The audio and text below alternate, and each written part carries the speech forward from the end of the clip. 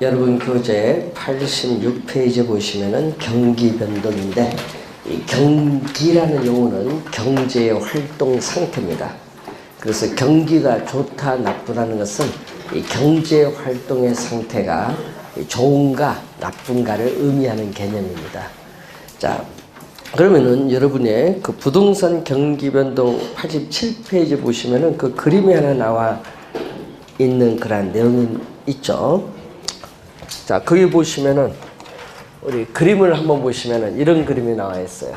이렇게 경기 추세선인데 이렇게, 자, 이런 형태의 그림인데, 여기 경기가 가장 좋은 요 상태를 우리는 정점 또는 피크, 정상이라고 하고, 이 점은 경기의 바닥, 저점이라는 용어를 사용해요. 그럼 이 정점과 이 저점 사이의 이 길이를 경기 변동의 진폭, 이 진폭이라고 하고, 자, 이때 이 정점이 나오고 또 이 정점이 또 여기 있는데, 이 정점과 이 전점 사이의 이 한 사이클을 경기 변동의 주기라고 해요. 한 사이클을 주기.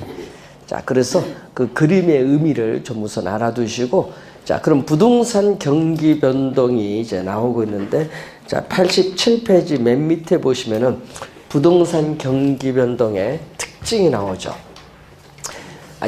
측정 지표가 나오고 있는데, 자, 부동산 이 경기를 측정하는 지표가 나와요. 이 측정하는 지표를 보면은 이 실물 변수로 측정하는 게 있고, 우리가 화표로 표시된 명목 변수로 측정하는 게 있어요.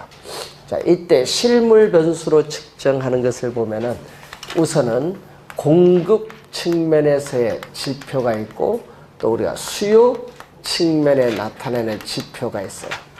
자, 여러분, 우리 부동산 공급의 대표적인 게 뭐예요? 우리 생각을 하면은 건축량이겠죠. 건축량. 이 건축량을 가지고 공급 측면의 지표로 파악하는데, 그래서 여러분 신축이나 이 증축 등에 있어서 허가 면적을 가지고 우리 주로 파악을 해요. 그래서 이 건축량을 파악할 때 선행, 미리 앞서서 나타나는 지표가 건축 허가량이에요.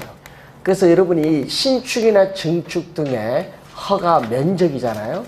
이때 건축 허가량을 알면은 앞으로 미래의 건축 경기가 어떻게 변화할 것인가를 예측을 할 수 있기 때문에 중요한 지표가 돼요. 네? 그리고 동행 지표로서는 또 뭐죠? 허가를 받아서 또 착공 신고를 통해서 건축을 뭐한다? 착공을 하죠. 이 착공량이 우리는 동행 지표예요. 특히 이 두 가지는 자료 수집이 용이하니까 많이 활용하는 지표입니다.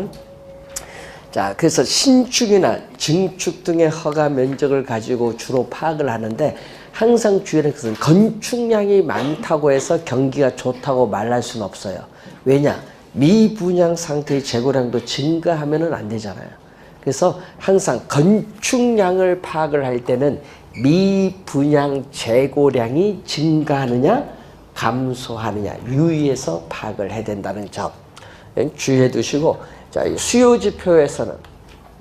수요지표에서는 거래량이죠. 거래량은 일반적으로 주택 거래량을 말하는데, 주택 거래량이 많으면 일반적으로 호경기, 주택 거래량이 적으면 일반적으로 불경기예요. 자, 그런데 거래량이 많은지 적은지를 알려면은 등기소 가서 확인하면 되겠죠. 등기 신청 건수를 보면 돼요. 등기 실적이라든지, 또 부동산을 취득하면은 또 지방세 세금을 납부해야겠죠. 이 취득세 납부 실적을 보면은 우리는 거래량을 파악할 수 있습니다. 그럼 거래량이 많으면 지방자치단체 취득세가 많이 들어오죠. 많이 들어오면은 지방자치단체 부유해져. 돈 쓸 것도 많아지고. 자, 거래량도 있지만은 또 우리가 뭐가 있느냐면은 조성된 택지의 분양 실적. 자, 이 조성된 택지의 분양이 활발하면은 일반적으로 호경기, 조성된 택지 분양이 저조하면 일반적으로 불경기라 볼 수 있어요. 자, 그리고 화폐로 표시된 명목 변수에서 대표적인 것은 부동산 가격 또는 뭐 임대차일된 임대료인데, 자, 실제 건축량의 생산과는 무관하다. 단지 부동산 가격만 오른다고 해서 경기가 좋다고 말하는 것은 틀린 개념이다. 건축량 생산도 늘어나야 돼요. 그래서 부동산 투기에 의해서 일시적으로 가격이 오를 수도 있고, 또 건축 비용이 상승하여 건축물 가격이 오를 수 있기 때문에 단지 우리는 부동산 가격만 오른다고 해서 경기가 좋다고 말하는 것은 잘못된 개념이라는 거. 그래서 요 건축량, 거래량, 가격이 세 가지가 일반적으로 경기를 측정하는 3대 지표라 이렇게 보는데, 그래서 부동산 경기를 측정할 때는 하나하나의 이러한 단순 지표만 보면 안 되고, 이 단순 지표들을 측정해서 종합적으로 고려해서 부동산 경기를 판단을 해야 됩니다. 자, 부동산 경기 변동의 특징. 자, 여러분 부동산 경기 변동의 특징을 공부할 때는 항상 일반 경기 변동과의 차이점을 고려해야 돼요. 자, 변동의 주기를 보면은 부동산 경기 변동의 주기는 약 17년에서 18년 정도 보고, 일반 경기 변동의 주기는 약 8년에서 10년 정도 봅니다. 그래서 부동산 경기 변동의 주기는 일반 경기 변동의 주기보다 약 평균 2배 정도 길게 나타난다는 것. 자, 변동의 진폭이 있는데, 자, 변동의 진폭을 보면은 이렇게 주어졌죠. 이 정점과 저점 사이의 이 길이를 우리는 진폭인데, 부동산 경기는 호경기일 때는 가격 상승폭이 높기 때문에 일반 경기보다 정점은 더 높고, 불경기는 또 가격 하락폭이 크기 때문에 일반 경기보다 저점은 더 깊어요. 따라서 부동산 경기 변동의 진폭은 일반 경기 변동의 진폭보다 크다. 요거 26회 시험은 작다로 출제했어요. 그 지문이 26회 정답. 진폭을 출제했죠. 이유는 뭐냐 하면요, 이유는 착공에서 완공에 이르기까지 시간이 오래 걸려요. 부동산은 공급에 뭐가 있다? 시차가 있기 때문에 그래요. 자, 우선 변동의 진폭을 한번 봤고, 변동의 대칭성을 보게 되면은, 자, 변동의 대칭성은 이 얘기에 있죠. 자, 회복. 바닥을 통해서 올라갑니다. 회복 시장은 이렇게 느리게 진행이 돼요. 자, 이렇게 회복 시장은 느리게 진행이 되고 바닥을 통해서, 그리고 올라갔을 때 후퇴는 이렇게 빠르게 진행이 돼요. 정점을 통해서 내려오는 후퇴 시장은 빠르게 진행이 되기 때문에 이 점선을 통해서 오른쪽이 경사가 급하고 좌우 비대칭이에요. 그래서 변동의 대칭성을 보면은 오른쪽이 급하죠. 우경사 비대칭의 구조를 이루고 있다. 그러니까 회복 시장은 느리게 진행되고 후퇴 시장은 빠르게 진행되기 때문에 그렇습니다. 우경사 비대칭의 구조를 이루고 있다. 자, 그래서 부동산 경기 변동은 이런 변동을 무슨 변동이라고 하죠? 우리는 순환적인 경기 변동이라고 해요. 이 순환적인 경기 변동을 말하죠. 그래서 우리가 회복 시장, 일반 경기의 호황에 해당하는 상향 시장, 일반 경기의 불황에 해당하는 하향 시장인데, 이러한 네 가지 시장 국면이 되풀이돼서 반복이 돼요. 그래서 네 개의 순환 국면을 가지고 있다. 네 개. 자, 네 개의 순환 국면을 가지고 있다. 이렇게 보시면 네 개의 순환 국면을 가지고 있다. 자, 그런데 부동산 경기 변동은 이러한 순환적 경기 변동 외에, 이 계절적 변동,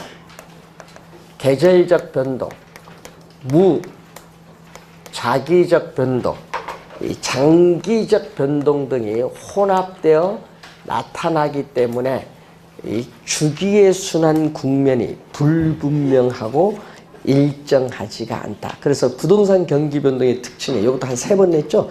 주기의 순환 국면이 불분명하고 일정하지가 않습니다. 이런 변동이 혼합되어 나타나기 때문에 그래요. 자, 그리고 변동에 있어서의 우리 볼 때 전체적으로 볼 때 부동산 경기는 일반 경기에 시간적으로 뒤지는 경향이 있다.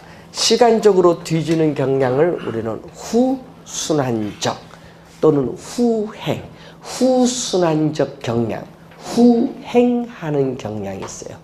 자, 이것은 주거용, 상업용, 공업용 등 각 부문별 특수순환에 있어서 가중평균치적인 성격을 가지고 있기 때문에 그렇죠. 가중치를 주고 평균을 구합니다. 자, 그리고 부동산 경기 변동은 일반 경기 변동에 비해서 우선 타선 기간이 길다. 자, 이런 부동산 경기 변동은 일반 경기 변동에 비해서 뭐가 길다? 타선 기간이 길어요.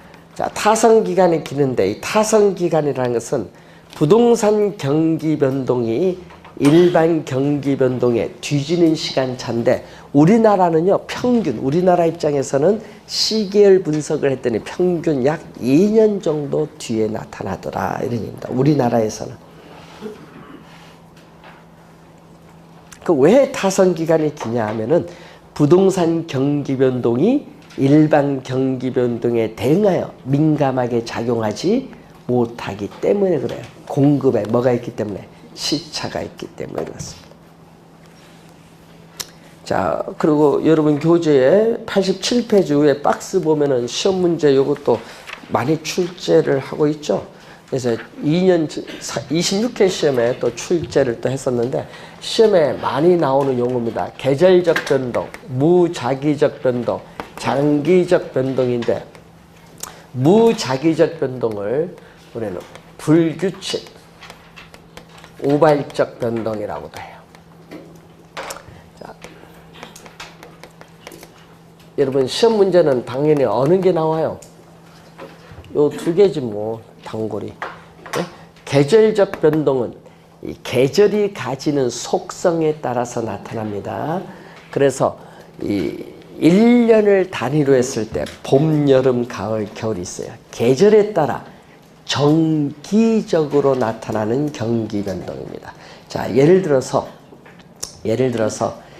우리 사례가 많이 나오거든요. 대학가 방학 기간 동안에 대학가 부근의 원룸 주택의 공실률이 증가하는 현상이 매해 발생하거든요. 이 질문이 제일 많이 출제했어요. 또 지금 겨울철인데 겨울철은 추워요. 땅이 얼어요. 건축하기가 어렵습니다. 겨울철에 건축 경기가 둔화되는 현상은 매년 또 발생하는 무슨 변동? 계절적 변동. 자, 무작위적, 불규칙 변동인데 예기치 못한 사태입니다. 자, 예기치 못한 사태. 예를 들면은 전쟁, 혁명, 폭동 등의 사회적 혼란 또는 지진이나 홍수 등에 있어서의 자연재해, 또 정부 대책 많이 발표했죠. 뭐 작년 8월 2일 대책부터 시작해서 대책이 많아요. 이 정부의 급격한 부동산 정책의 변화, 이런 예기치 못한 사태로 인해서 야기되는 비순환적인, 비주기적인 경기 변동을 바로 무작위적 변동. 요 2개가 있어요. 예를 많이 내요. 장기적은요, 말 그대로 기간이 오래 걸리죠. 그래서 특히 재건축과 같은 이러한 것에 많이 나타나요. 주택 지어서 나중에 철거해서 다시 지을 때 이 재건축과 관련되어 있어요. 자, 우선은 요 2가지를 좀 잘 확인을 좀 해두셔야 될 부분이고, 자, 89페이지에 중간에 보시면은 이 순환적 경기 변동인데, 자, 여러분이 부동산 경기 변동이 27회 시험과 28회 작년 2년 연속 출제 안 했거든요. 계속 내다가 원래 29회 시험은 출제 가능성이 높은데 그 중에서도 요거 순환적 변동에서 정답을 물을 가능성이 상당히 높아요. 원래는 여기서 정답을 물을 가능성이 상당히 높다. 어디서? 순환적 변동에서. 그래서 89페이지에 중간에 내용을 잘 공부해 두셔야 되는데, 자, 그러면은 우선 제일 먼저 나오는 게 뭐죠? 하향 시장. 자, 후퇴 시장이 지속적으로 하강해 가는 국면의 시장으로서 부동산 가격은 계속적으로 하락을 해요. 부동산 거래는 특수 거래 이외의 거래는 거의 일어나지 않습니다. 그래서 전체 임대 면적 중 임대되지 않은 면적의 비율인 공실률은 뭐가 돼요? 최대가 되고, 건축, 허가, 신청 건수는 반대로 뭐가 돼? 최소가 돼요. 자, 시험에 나올 때 요걸 많이 내거든요. 과거, 많이 출제요. 과거의 거래 사례 가격은 현재 새로운 거래 위에 있으니까 뭐죠? 어떻게 돼요? 상한선, 상한선 밑줄. 과거의 거래 사례 가격은 현재 새로운 거래 사례에 있어서 상한선. 이런 걸 시험에 나올 때 뭐 하한선 말을 바꿔서 출제 많이 하잖아요. 상한선. 자, 그리고 요 바닥을 통해서 가격이 점점 올라가는 회복 시장인데, 회복 시장 국면에서는 개별 부동산별로 회복되는 것이 일반적이고요. 부동산 거래도 서서히 활기입니다. 활기를 띠기 시작하는 국면인데, 회복 시장은 느리게 진행이 되기 때문에 부동산 가격은 아직도 낮은 수준에 있어요. 그래서 부동산에 대한 투기적인 요소가 개입되기 쉬운 국면의 시장이 무슨 시장이냐면은 회복 시장이고, 공실률은 점점 뭐한다? 감소하기 시작하고, 건축 허가 신청 건수는 뭐한다? 증가하는 국면이죠. 또 건축 자재 수요도 증가하고, 고객이 중개업소를 찾는 빈도도 점점 많아지면은 회복 시장으로 접어들었다고 볼 수 있어요. 자, 과거의 거래 사례 가격은 현재 새로운 거래에 있어서 비슷한 기준 가격, 바닥에 있으면 하한선, 기준 가격이 되거나 하한선이 됩니다. 하한선. 자, 가격이 지속적으로 상승하는 국면에 접어드는 상향시장에 접어들면은 어떻게 돼요? 우리는 부동산의 거래는 활발하게 이루어지고, 공실률은 뭐가 돼요? 최소가 되고, 건축 허가 신청 건수는 뭐가 돼요? 최대가 되고, 상향시장 시계열상 마지막 부분에서는 후퇴 시장으로 넘어갈 가능성을 내포하고 있는 국면의 시장이 상향시장이다. 자, 그러면 상향시장에서 여러분이 이제 또 시험에 나올 때 주의해야 될 거는, 이쪽에서는 부동산 가격이 오르는 가격이 오르는 확장 국면 또는 팽창 국면이야. 부동산 가격이 오르는 팽창 국면에서는 가격이 오르기 때문에 매도자는 거래를 뒤로 미루려고 하고, 매수자는 거래를 앞당기려는 경향이 있기 때문에 부동산 중개 전문 활동에서는 누가 있어야 거래가 돼요? 매도자가 있어야 거래가 되니까 매도자가 중시되는 시장이 형성됩니다. 자, 그리고 시험에 요거 22회, 23회 정답 지문, 25회, 6회 또 출제를 했는데 4번 나왔네요. 과거의 거래 사례 가격은 상향시장에서, 과거의 거래 사례 가격은 새로운 거래 사례에 있어서 뭐죠? 밑에 있으니까 하한선. 요거 4번 출제. 야, 정답 지문 많이 묻습니다. 상한선이 아니라 뭐죠? 하한선. 자, 그러다가 거래는 한산해지고 가격이 하락하는 후퇴장으로 접어들면은 과거의 거래 사례 가격, 새로운 거래 기준 가격, 정점했을 때는 뭐죠? 상한선. 자, 25회 정답이죠. 25회는 요거 상한선을 뭘로? 하한선으로 출제했어요. 25회 시험에. 하여튼 정답 지문 많이 묻기 때문에 좀 주의해야 됩니다. 자, 이쪽에서는 가격이 하락하는 무슨 국면? 가격이 하락하는 수축, 위축 국면인데 여기서는 가격이 하락을 하기 때문에 매도자는 빨리 매각을 하려고 할 것이고 매수자는 될 수 있는데도 뒤에 살려고 해요. 그러다 보니까 부동산 중개 전문 활동업자 입장에서는 누가 중시되겠는가? 매수자가 중시되는 시장이 형성이 돼.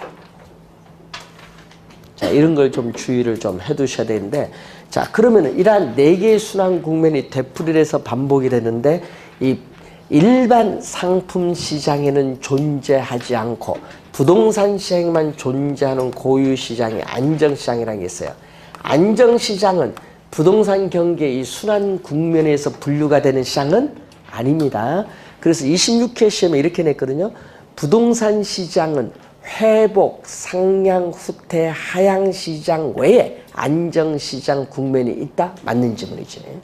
그러니까 여러분 안정시장은 일반 상품 시장에는 존재하지 않고 부동산 시장에만 존재하는 고유시장인데 이렇게 가요. 가격이 이렇게 안정적이거나 약간의 가벼운 상승을 가져오는 시장입니다. 그러면 현재 요거는 과거잖아요. 자, 현재 과거의 거래 사례 가격은 현재 새로운 거래 사례에 있어서 뭐죠? 안정적으로 오기 때문에 자 밑줄 긋습니다. 신뢰할 수 있는 거래의 기준 90페이지 박스에 신뢰할 수 있는 거래의 기준. 자 그리고 경기의 불황에 강한 유형의 부동산인 규모가 작고 위치가 좋은 주택이나 역세권의 소규모 점포는 경기 불황에도 가격이 상대적으로 안정됐기 때문에 유리하다는 내용이죠. 경기의 불황에 강한 유형의 부동산들이 존재하는 시장이 바로 안정시장의 국면입니다. 올해 중요해요. 순환적 변동이. 정답 지문에서 좀 요즘 이쪽에서 자주 출제하고 있다는 거. 자, 91페이지에 시험 6번 냈는데요. 요거 좋아하는 출제요원이 있어요.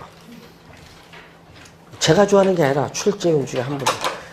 그분이 들어가면 꼭 내요. 하여튼 좋아하는 출제에서 그래서 별표 낼지 안 낼지 모르지만 2개. 거미집 1번. 자, 에치켓.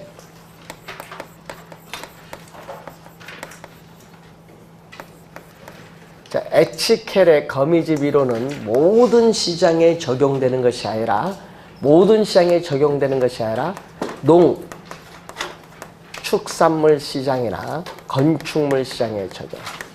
모든 시장에 적용되는 것이 아니라 농, 축산물 시장, 건축물 시장에 적용하는 게 거미집 이론이에요. 그러니까 중요한 건 이 시장의 공통점이 뭐냐 하면요. 생산기간이 오래 걸려. 생산기간이 뭐가 소요된다? 장기. 생산기간이 오래 걸린다는 것은 공급 면에서 뭐가 존재하냐면 시차가 존재를 해요. 그래서 농축산물 시장이나 건축물 시장의 불균형 상태. 불균형은 수요량과 공급량이 같지 않으면 불균형이에요. 이 불균형 상태가 뭘로? 수요량과 공급량이 같은 균형 상태로 조정되는 과정을 시간이 경과함에 따라 어떻게 조정되고 있느냐 동태적으로 분석을 합니다. 여러분 동태라는 것은 어떻게 돼요? 시간을 고려하여 분석한다. 동태는 시간을 고려해서 분석하는 거고 정태는 시간을 고려하지 않는 거예요. 그래서 우린 정태 분석이 아니라 시간이 경과함에 따라 어떻게 변동하는가를 우리는 분석하는 동태적인 분석이다. 자, 가정이 있어요. 가정을 보면은 2018년도의 수요량은 2018년도에 가격에 영향을 받는다. 즉, 금기의 수요량은 금기의 가격에 영향을 받고 2018년도의 공급량은 2017년도의 가격에 영향을 받아요. 즉, 금기의 공급량은 전기의 가격에 영향을 받는 거예요. 뭐가 있기 때문에 공급의 시차다. 그래서 우리 과거에 보면은 농축산물 시장에서 한 해 폭등, 그 다음에 폭락, 폭등, 폭락이 주기적으로 반복되는 것은 수요와 공급 사이에 뭐가 존재하기 때문에 시차가 존재하고 있기 때문에 나타나는 형상인데, 자, 시험 문제는요, 6번 다 출제된 게 있어. 수렴형. 여기 6번 출제했어. 그럼 왜 6번 출제느냐?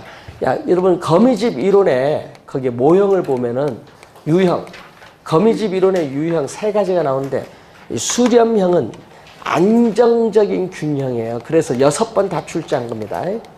안정적인 균형. 그럼 안정적 균형은 그림을 한번 보시면 이렇게, 수요 곡선은 완만하고 공급 곡선은 급하다. 이게 안정적 균형. 그럼 수요와 공급이 교차하는 점, 이 점이 뭐가 돼? 균형이에요, 균형. 근데 지금 이 점이 뭐죠? 불균형인데, 교차 안 하니까 불균형. 화살표가 이렇게 가는 건요, 시간이 경과를 나타내. 시간이 경과함에 따라 이동하는 과정이죠. 그래서 점점 어느 쪽으로 이동하고 있어요, 이렇게. 균형으로 점점 접근해 가고 있죠. 근데 이 모양이 꼭 거미가 밖에서부터 거미줄을 추면서 안으로 들어가는 거와 비슷하다고 해서 무슨 모형이라고 부르는 거예요? 거미집 이론이라고 부르는 거예요. 그래서 이게 시험에 6번 출제한 겁니다. 자, 수요 곡선의 기울기에, 수요 곡선은 마이너스 기울기니까 절대값을 씌워서 플러스 만든 겁니다. 수요 곡선의 기울기의 절대값과 공급 곡선의 기울기의 절대값을 비교했더니 어디가 크다? 공급 곡선이 커요. 자, 기울기가 완만하면 뭐야? 기울기가 완만하면 탄력적. 탄력적은 1보다 큰 값. 기울기가 급하면 비탄력적. 0과 1 사는 값. 그럼 어디가 커? 수요가 크겠죠. 그래서 수요의 탄력성을 배웠으니까 수요의 가격 탄력성, 공급의 가격 탄력성을 보면은 이것은 어디가 커? 여기가 크다. 주의할 거는 기울기와 탄력성은 서로 역관계에 있어요. 기울기와 탄력성은 역관계에 있기 때문에 부동의 방향이 뭐 해주면 돼? 바뀌면 돼요. 그러면은 수요 곡선의 기울기, 자, 여러분, 수요 곡선의 기울기 마이너스 0.4다. 예? 절대값 플러스 0.4죠. 예? 그럼 요거 1.2다. 1.2. 그럼 무슨 형태? 수렴형. 작년에 숫자 나왔잖아요. 아, 그럼 딱 판단해야지. 아, 요거는 수렴형이구나. 27회 시험에 숫자를 주어졌잖아요.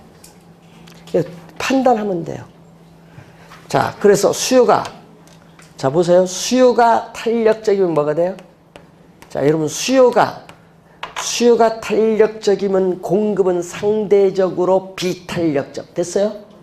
수요가 탄력적이면 공급은 상대적으로 비탄력적. 수요가 탄력적이면 수렴형. 수탄수. 요거 암기하면 다 끝났죠. 수탄수. 나중에 수탄수와도 또 뭔지 알고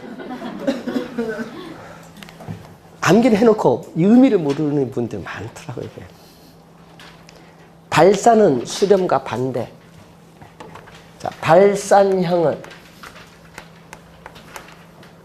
수렴형과 반대. 그럼 발산형은 뭐죠? 불안정적인 균형. 불안정적인 균형인데 이런 형태. 수요 곡선의 기울기는 급하고 공급 곡선의 기울기가 완만한 형태. 자, 이런 경우, 자, 이 점에서 이렇게 가는 거예요. 뭐.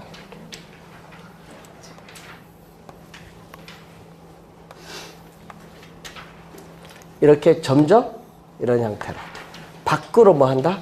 이렇게 빠져나가는 거예요. 이게 무슨 형태? 발산형. 발산형은 수요 곡선의 기울기의 절대값과 공급 곡선의 기울기의 절대값을 비교하면 어디가 크다? 이건 수요 곡선이 커요. 자, 그러면 탄력성을 보면은 수의 가격 탄력성은 기울기가 급하니까 비탄력적 0과 1 사는 값. 공급은 기울기가 완만하니까 탄력적 1보다 큰 값. 어리가 크다. 여기가 크죠. 기울기와 탄력성은 역관계. 부등호 방향 반대로 가요. 그럼 요 값은요. 수렴형과 요거와 비교하니까 뭐? 반대. 그러니까 수렴형만 잘 암기하면 돼. 수렴형 딱 암기해두면 발산은 수렴형과 반대. 그러면 요거 뭐야? 공급이 탄력적이면 수요는 상대적으로 비탄력적. 공급이 탄력적일 때는 발산형, 공탄발. 수탄수, 공탄발.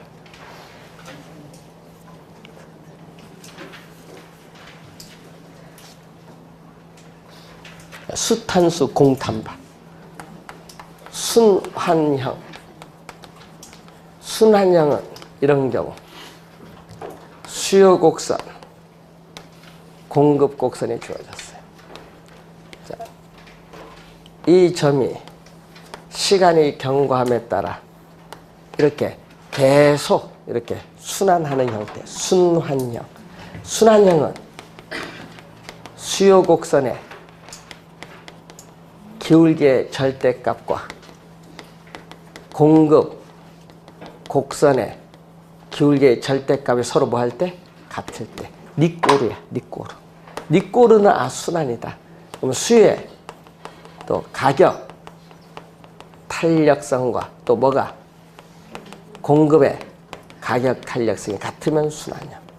그럼 니꼬르는 순환이거든요. 그러면 수렴만 암기하면 되겠네. 수렴형 반대는 발산. 니꼬르는 뭐? 순환. 그럼 끝. 시험에 요것을 계속 출제하는 거 아니에요? 수렴, 발산, 순환. 여러분 27회는요 3개 다 기울기 냈거든요. 3개 다 기울기. 기울기를 다 물었어. 그럼 다음에 물을 때는 다 저 같으면 다 탄력성 묻겠어. 다음에는.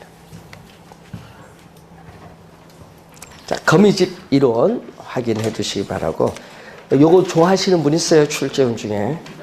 자, 98페이지로 가시죠. 부동산 시장. 자, 부동산 시장은 부동산에 대한 수요와 공급이 만나서 가격이 결정되는 장소인데, 자, 거기 위에서 두 번째 보시면은 부동산의 양, 질, 위치 등 유사한 부동산에 대해서 가격이 균등해지는 경향이 있는 지리적 구역을 부동산 시장이라고 하죠. 자, 이것은 우리가 안정근 교수 교재에 나온 지문이고, 그 바로 밑에 바로이라는 학자가 나오죠. 자, 거기 그 보이스가 나오네. 보이스라는 학자를 보시면은 부동산에 있어서 시장이란 부동산 권리, 예를 들면 소유권이라든지 이러한 권리의 교환, 상호 유리한 교환으로서의 가액, 가격을 화폐액으로 표현한 겁니다. 가액의 결정. 또 경쟁적 이용에 따르는 부동산 공간의 배분, 또 공간 이용의 패턴을 결정하고 수요와 공급에서 가격이 결정되는 상업 활동을 하는 장소를 부동산 시장인데, 이 지문은 25회 시험에 출제했어요. 이 보이스라는 학자의 정의는 25회 시험에 출제된 개념. 자, 부동산 시장의 기능이 있어요. 자, 부동산 시장의 기능이죠. 자, 우리는 부동산 시장뿐만 아니라 모든 시장이 가지는 고유 기능 두 가지는 자원 배분의 기능, 교환의 기능입니다. 자, 토지는 부증성의 특성에서 한정되어 있기 때문에 시장에서 가격이 결정되면은 그 가격에 따라 수요자에게 자원이 배분되는 기능을 가져요. 자, 또 두 번째는 우리가 가격이 결정되면은 또 매도자, 매수자 사이에 현금과 부동산이 교환되고, 또는 경기 침체 시에는 부동산 평가를 통해서 막교환이 이루어지기도 해요. 교환의 기능이 있어요. 교환의 기능. 또 정보 제공의 기능이 있습니다. 자, 매도자, 매수자, 투자자들에게 우리 공인중개사는 정보를 제공해줘요. 자, 매도자가 처음 불러본 가격이 4억, 매수자가 처음 불러본 가격이 이어 가격 차이가 심하면은 처음 불러본 그 가격 호가인데 가격 차이가 크니까 거래계약 체결이 이루어지지 않아요. 그래서 공인중개사가 매도자, 매수자 양쪽에 부동산에 관한 정보를 제공해줘요. 정보가 제공받았어요. 그럼 이 처음 불러본 가격이 이제 수정 파괴가 돼요. 파괴되면서 매도자가 제안한 가격은 점점 뭐가 돼? 하락을 할 것이고 또 매수자가 제안한 가격은 점점 상승을 합니다. 그래서 격차가 점점 줄어듭니다. 그러다가 어느 정도 시간이 이 정도 흐르게 되면은 우리는 3억에 가격이 결정이 돼요. 그래서 교환이 이루어지는데 이걸 뭐라고 하죠? 가격, 매도자가 더 이상 양보할 수 없는 가장 낮은 하한 가격, 매수자가 더 이상 양보할 수 없는 가장 높은 상한 가격이 충돌을 일으켜서 3억이라는 가격이 형성되는데 이것을 가격 창조로서의 기능 또는 가격 형성의 기능이라고 해요. 가격 창조로서의 기능, 가격 형성의 기능.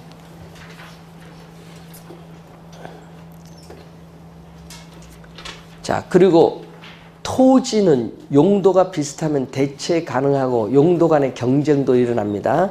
그래서 토지의 지속적인 대체와 경쟁을 통해서 최유효 이용의 상태로 도달하는 과정에 있어서 양과 질을 조정하는 기능을 가지죠. 따라서 전반적으로 도시를 성장시키는 역할도 담당하고, 자, 여러분 도심에 가까울수록 집가는 비싸고 도심에서 멀어질수록 집가는 싸요. 그래서 토지를 이용하는 사람의 지대, 토지를 빌린 대가, 이 지대를 지불할 수 있는 능력에 따라 도심으로부터 거리가 멀어질수록 상업용, 주거용, 공업용의 순으로 토지 이용의 분포가 나타나는데 이것을 토지 이용에서의 유형을 결정하는 기능을 가지고 있다. 이 지문도 최근에 한 3번 출제했습니다. 토지 이용에서의 유형을 결정하는 기능, 그 지문이 최근에 많이 출제하고 있다는 거. 자, 100페이지로 넘어가서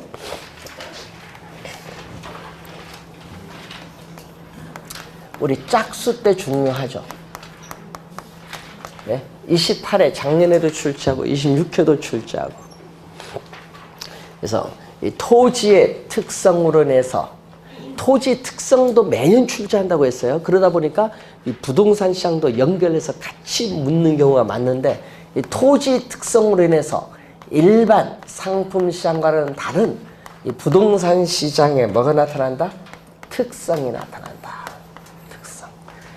자, 이것은 토지 특성 때문에 우리가 출제하기 때문에 또 별표 하나 정도 올해는 봅니다. 작년 같은 경우는 3개를 했는데 올해는 하나. 작년에 출제했기 때문에. 이건 토지 특성 알면 쉽게 가요. 자, 토지 특성 중에 뭐가 있어요? 부동성이 있잖아요.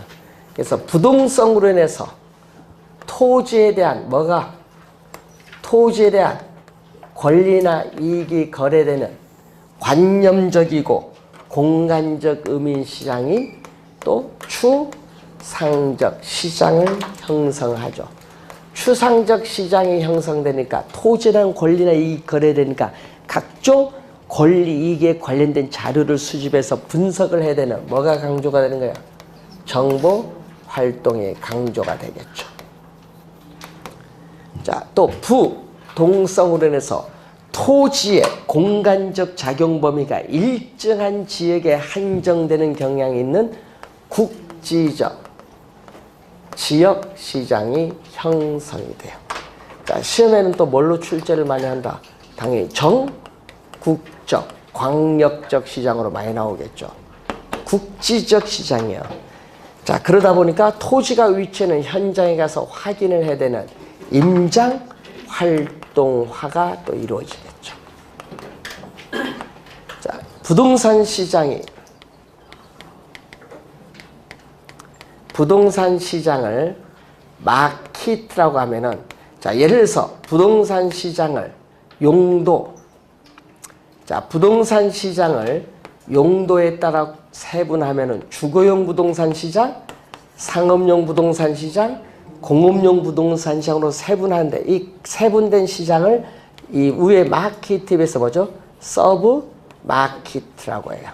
이걸 부분 시장 또는 하위 시장으로 번역한데 그럼 또 주거용 시장을 단독주택 시장, 공동주택 시장으로 가면은 또 밑에는 뭐죠? 서브 마켓 이렇게 하면 돼요.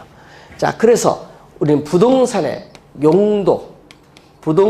용도에 따라 또 위치에 따르는 지역별에 따라 전체 부동산 시장이 이렇게 여러 개의 시장으로 나뉘어지는 형상을 우리는 시장의 뭐라고 하냐면 분화라고 해. 시장의 분화로 인해서 무슨 시장? 부분, 서브마켓, 부분, 하위 시장이 형성이 돼요. 하위 시장이 형성된다. 이건 19회 시험에 또 출제된 지금. 자, 그래서 경우에 따라서는 부분 시장별로 시장의 불균형을 초래할 수도 있어요. 자, 예를 들어서 여러분 최근에 전세 시장에서 전세 수요량은 많은데 공급은 적죠. 수요량과 공급량이 다르면 뭐다? 불균형. 같으면 균형. 자, 국지적 시장. 시험에 많이 나오는 질문이에요. 잘 알아둬야 됩니다. 작년에도 나왔죠, 뭐. 자, 또 부동성으로 인해서 토지 이용에 또 뭐가 발생한다? 외부. 토지 이용에서의 외부성, 외부 효과가 발생하죠. 자, 토지는 위치가 고정되어 있지만 그 토지를 둘러싼 외부 환경 조건에 변화해서 토지 가치는 오를 수도 있고 내릴 수도 있죠. 외부 효과, 외부성 이미 많이 배웠어요. 저번 주에 또 설명했었잖아요. 자, 또 부동성, 개별성, 증성 등의 특성에 따라 우리는 토지에 대한 수요가 증가하더라도 바로 즉시 택지를 조성해서 공급이 어려워요. 수요 공급을 줄여서 수급인데 수급 조절이 뭐다? 곤란하다. 수급 조절이 곤란하다는 것은 착공해서 완공에 이르기까지 시간이 오래 걸리는 공급에 뭘로가 발생하죠? 시차로 인해서 수급 조절이 곤란하죠. 그래서 시험 문제는 요 뒤에서 한 4번 출제했죠. 정답 지문도 2번 물었고 단기적으로 부동산 시장에서의 부동산 가격의 왜곡을 발생시킬 가능성이 높다. 이 지문을 계속 출제하는 거예요. 자, 많이 나오는 지문이죠. 자, 개별성. 물리적으로 똑같은 토지는 오직 하나밖에 없다는 개별성의 특성으로 인해서 부동산 상품은 뭐가 돼요? 비표준화되어 있어요. 일반 상품과는 달리 비표준화되어 있고 개별성이 강하기 때문에 일물 일가의 법칙이 적용되지 않아요. 자, 일반 상품은 표준화되어 있어서 대량 생산이 되기 때문에 도매상, 소매상을 거쳐서 최종 소비자에 이르기까지 중간에 유통기구가 체계적으로 조직화되어 있는데 비표준화되다 보니까 우리는 어떻게 돼요? 대량 생산도 안 되고 도매상, 소매상 같은 유통기구도 중간에 도매상, 소매상 같은 유통기구도 존재하지 않아요. 그러다 보니까 우리는 부동산 시장은 우리는 체계적으로 조직화되어 있지 않다. 비조직화되다 보니까 부동산 상품의 가격에 대한 집중적인 통제가 곤란하고 부동산 거래 시에 법적 수속에 따른 비용, 중개 수수료 같은 중개 보수 같은 거래 비용이 많이 들게 돼요. 17회 시험에 또 출제를 조직화를 한번 물었죠. 비조직화. 그리고 우리는 부동산 또 개별성의 특성으로 인해서 거래가 비공개. 여러분 14회 시험은 또 요 은밀성으로 나왔어요. 비공개. 최근에 2년 전에도 비공개로 또 출제했죠. 비공개.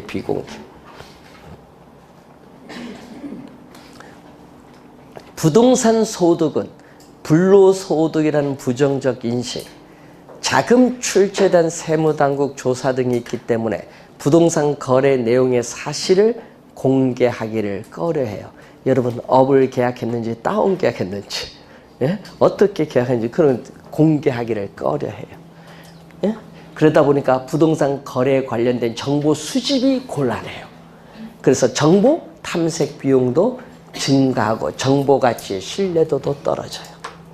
또 일반 상품에 비해서 또 가격이 뭐하다? 비싸요. 그래서 높은 가격을 지불할 수 있는 능력을 가진 사람만이 시장에 참여를 합니다. 그러니까 다수가 아니라 누구? 소수. 17회 시험에 출제했었죠. 다수가 아니라 소수의 구매자와 판매자가 존재한다. 소수의 구매자와 판매자가 존재한다. 자, 그리고 가격이 비싸니까 금융시장에서의 또 뭐죠?